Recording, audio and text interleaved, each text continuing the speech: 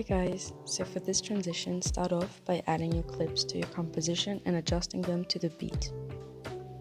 It's important here to have 3 pictures that are sort of stacked up on each other so that they are overlapping. The next thing I do is resize the pictures so that they fit the square composition. In my case, I was lucky because the pictures had already been cut into a square shape. And after you've resized them, just pre-compose them.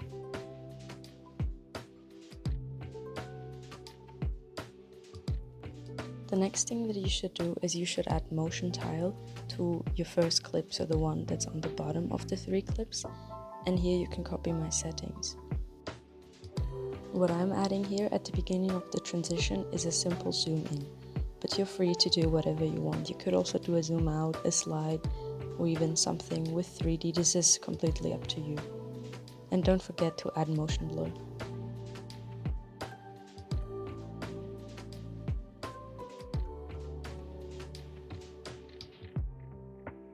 The next thing that you need to do is choose the middle clip, so sort of the second picture that pops up, and make it just a bit smaller. And what you also need to add is a rotation. You're free to choose the values that you want, but you can also copy my settings.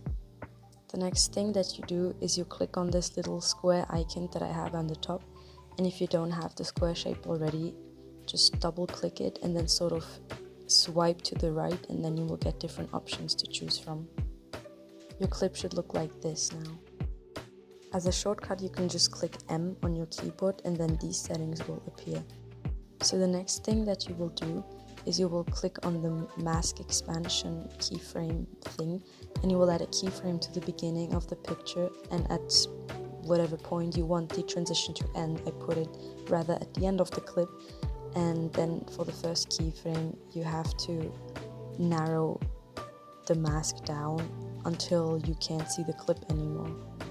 And then you can copy my graph, or you can experiment and choose a different one. And now you do the exact same on the third picture, so the second picture that pops up, but this time it's important to have the rotation face the other way. Now you should have something that looks like this. Keep in mind you can adjust the settings, so the graphs, the values, all of the numbers to your liking.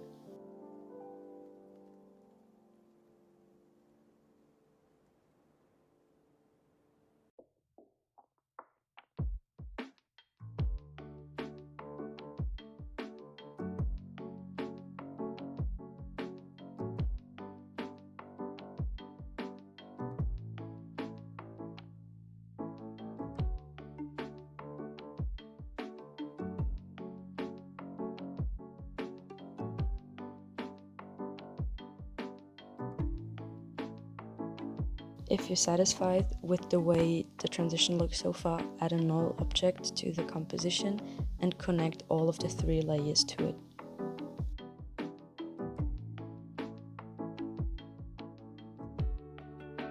Now click on the null layer and click R on your keyboard to open up rotation and add 3 keyframes. You should leave the first one just as it is, and then for the second one, use the opposite value of the one that you used for your picture, and then for the third one, again, use the opposite value that you used for the third picture. The second and third picture should be centered. After you've done that, you can either copy my graphs or experiment on your own.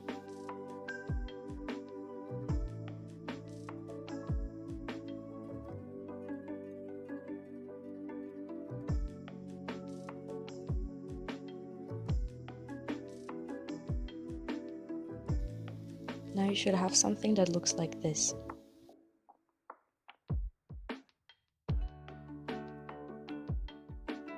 The next thing that we will do is click on the null layer again. You should add the 3 keyframes at the exact same places as the one for the rotation, and then you can zoom in a bit on the second and then on the third one.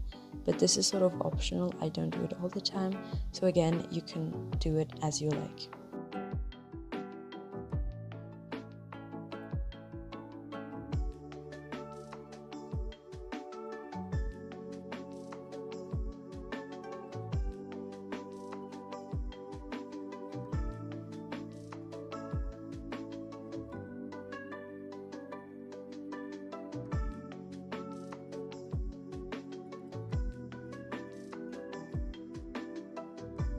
This is an example of how you can use this transition in an edit. This is an edit of mine, and you can see here that I added some shakes as well as some blurs and a little bit of panning as well. And also, as you can see, you can also experiment with the mask. So as example, what I did here was use a circle mask for the first picture and then a square mask for the second one. So if you want to, you could technically also do 2 circles. So for the second transition, you start again by adding your clips to your composition and then adjusting them to the beat. After you've done that, resize your clips again and pre-compose both of them.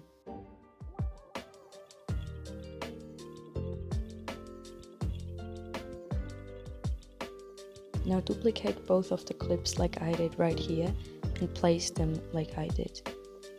Again, adjust it to your audio.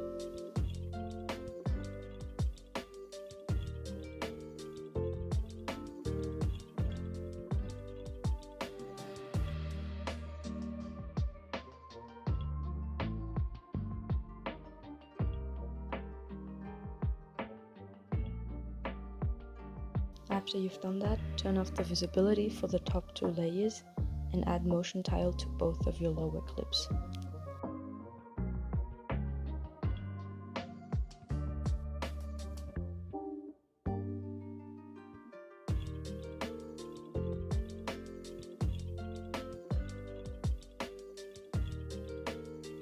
Next, add a simple slide transition.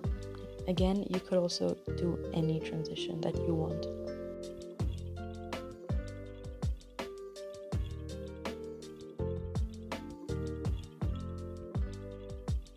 Here you can decide whether you want to work with a value or a speed graph. If it's a simple transition like this, I like to use the value graph because I think I can control the graph more that way. But again, this is up to your liking, you just need to do it the way you prefer it.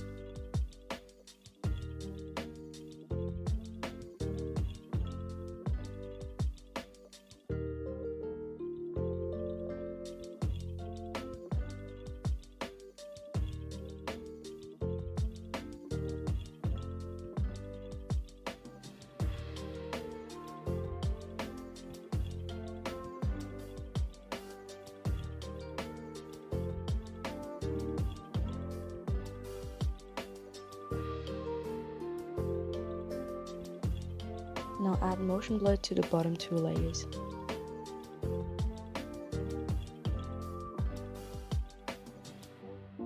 After you're done with the transition, pre-compose those 2 clips together into one composition.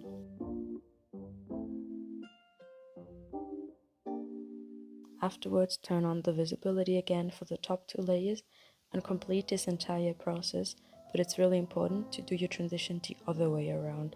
So if you did a slide to the left before, now do a slide to the right. Or if you did a rotation to the left, do a rotation now to the right. And again, if you're done with the transition, pre-compose both of those clips into one composition.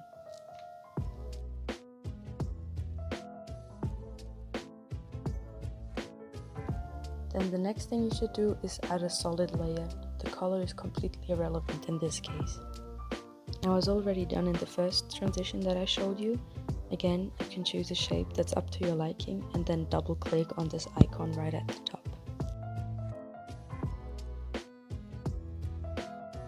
And then the next thing you can do is just adjust the mask to the size that you want.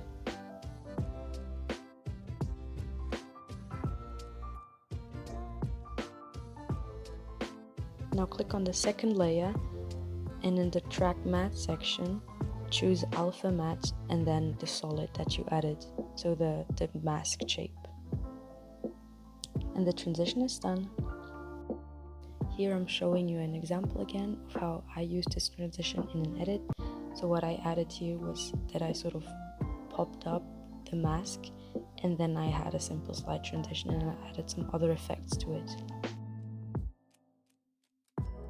And for the third and last transition, add by adding all of your clips, as many as you want, I'm using 3 in this one, to your composition and again adjust them to the beat. And now the next thing you need to do is mask all of your clips. I recommend using a picture where you can actually see the entire person, so the mask just looks better in the end. And what you need to do here is you can press Z on your keyboard to zoom into the picture, and then you can press on G to enable the mask icon or option basically. And what you can do is start masking your picture, so the outline of the person or whatever you want to mask, and then you can click H on your keyboard to open up this hand option. Then you can move your picture around and just mask the person just like I did. I sped this clip up a lot because it takes a while to mask the person. Whenever you add a point basically in the mask, you can double click and then stretch your cursor to whatever way you want, and then these two lines will emerge from the point, and then you can make the line curved of the mask. And if you don't want that line to be curved, just double click, move on to the next mask point. And if you have a shape like this as example that you need to cut out, you should just start a new mask after you finish the first one, and then right click on the mask and choose mode and then subtract. Repeat this step for all of your clips.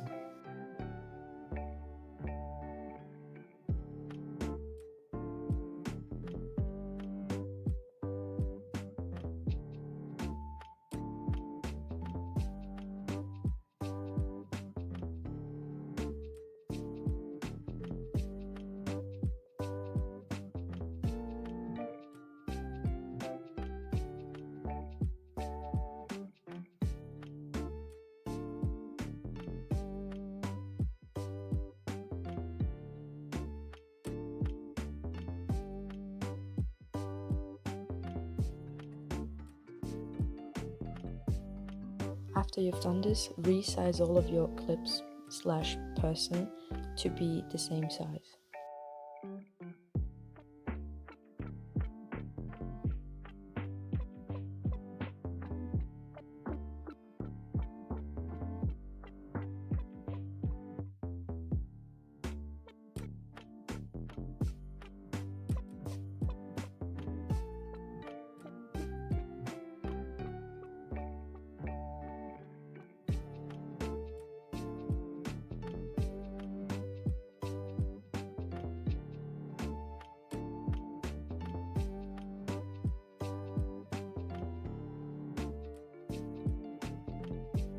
After that, enable 3D on all of your layers and add simple rotations. You can copy my values if you want to.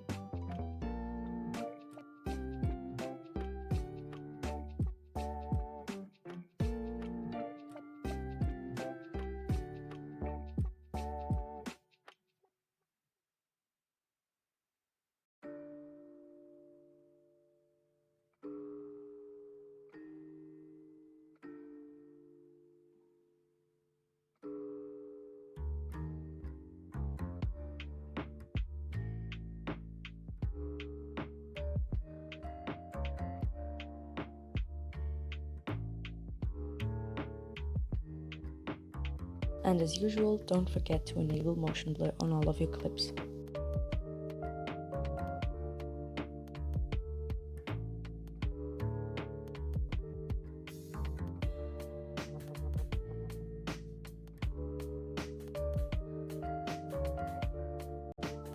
After you've added your rotations, you can add a null object and attach all of the 3 pictures to it. Click on the null object and press P so position opens up. Add a keyframe at the beginning and then move your picture to, or your whole rotation to wherever you want it to start. I like it to go from one corner to the other, so I started mine in the top left corner.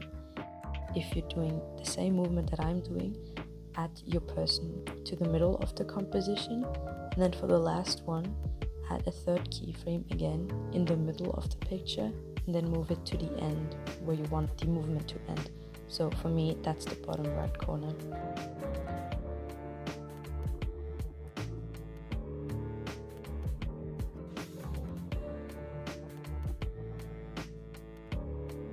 Then easy ease all of your keyframes and copy my graphs.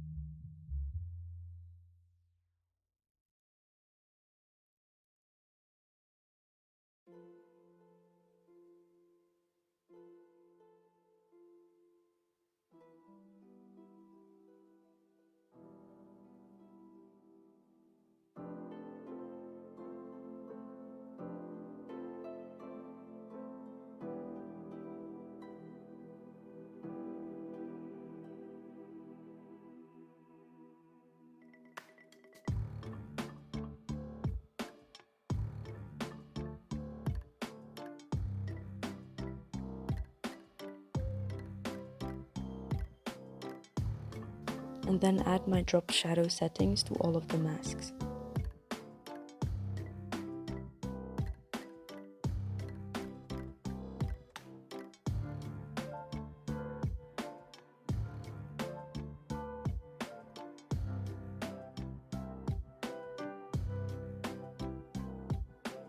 Here's an example of the transition that I just explained to you. What I did as example was the exact same movement in the transition, but I added the text so that it seems like the person that I masked is sort of walking over the text.